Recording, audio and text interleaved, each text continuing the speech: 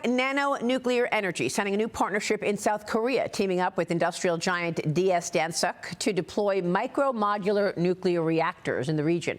The stock this morning is at $32.22. This move expands Nano Nuclear's footprint across Asia, opening access to Korea's industrial base and regulatory pipeline.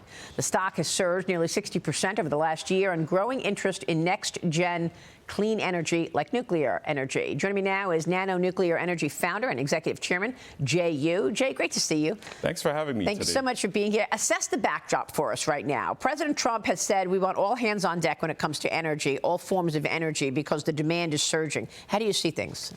I see tremendous growth. The U.S. wants to quadruple nuclear energy by 2050. So in order to do that, you need next-gen energy. You need civil nuclear reactors that run on LEU. You need SMRs, microreactors running on HALEU. We want all hands on deck, I would say. What is the nuclear reactor, operating number? I mean, above 20% is weapons grade, right? So Yes. where are you operating? Yeah, so our reactor, Kronos MMR, stands for micro modular reactor. We could run an LEU plus, so we don't have to use that HALEU, which is considered up to 20%. So 10 to 20% is HALEU, so we don't have to get to that. We could use traditional LEU plus. Well, we've been really investigating and probing into this growth story of nuclear recently. AI and data centers is driving this incredible, unprecedented power demand. Companies are spending billions to secure reliable energy. Bank of America research says that nuclear energy is being rediscovered right now, as the U.S. is still dominating global nuclear production. Do you agree with that? It's a rediscovery? Yeah, I think, from inception, nuclear was used for destruction, right? But it was really given to us as a gift.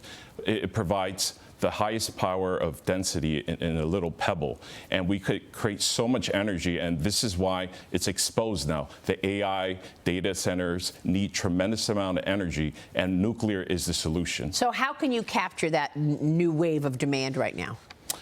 You capture that with building the next-gen reactors like Nano Nuclear is doing, and also providing a vertical integration, like with fuel enrichment, with our partnership with LIS Technologies, which is the only U.S. origin and patented technology for laser uranium enrichment, which is the next generation of enrichment as well. So there's so much we could do, transporting of HALEU fuel as well, we're looking to do. So there's so much right now that we're looking to put together under one bucket, I would say. How is the competitive landscape? We've been speaking with various CEOs of other companies, like General Matter was in here the other day. Sure. Assess the backdrop for us in terms of the competition.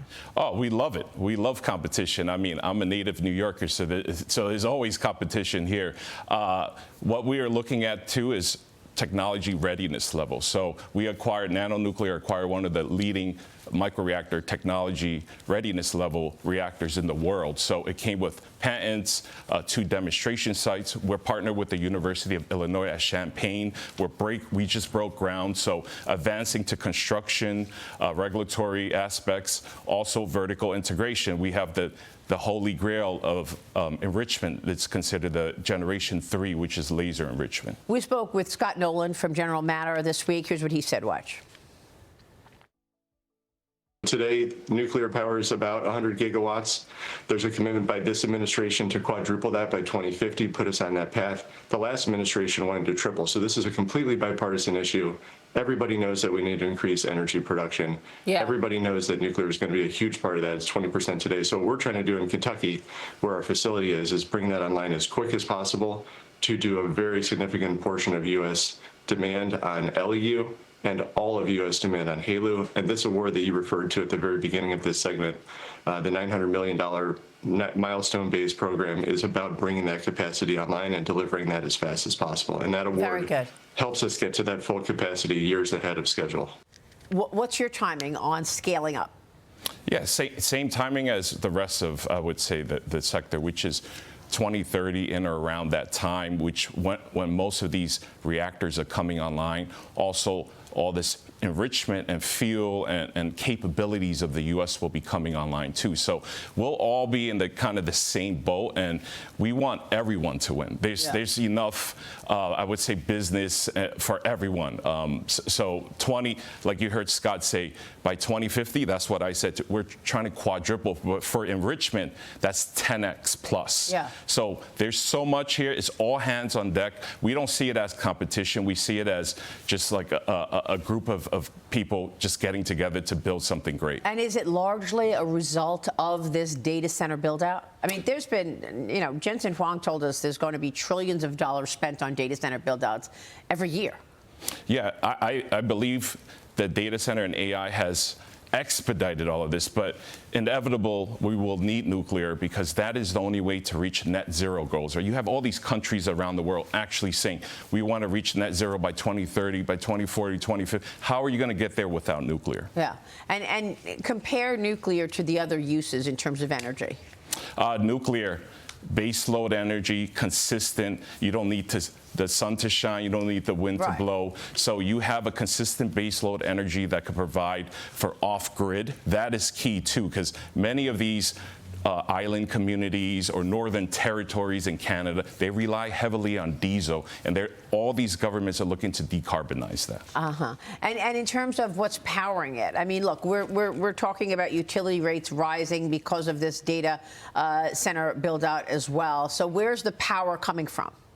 The power right now is just coming from traditional means, but you have to layer in that base load energy for the future because you're taking that from the grid and you need to actually put it back or keep it off grid, which Nano Nuclear can do with our microreactors. So tell us about the year ahead and the coming 3 years in terms of the company's growth story. Yeah, so this year we're focusing on a lot of commercial agreements.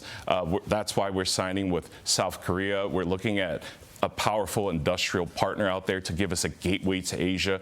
We're talking to the Middle East. We're talking to South America, to Europe. I mean, there's so much demand for our technology right now. And because it's a high technology readiness level, we're looking to expand across the world. Does that mean you'll be hiring more workers as well?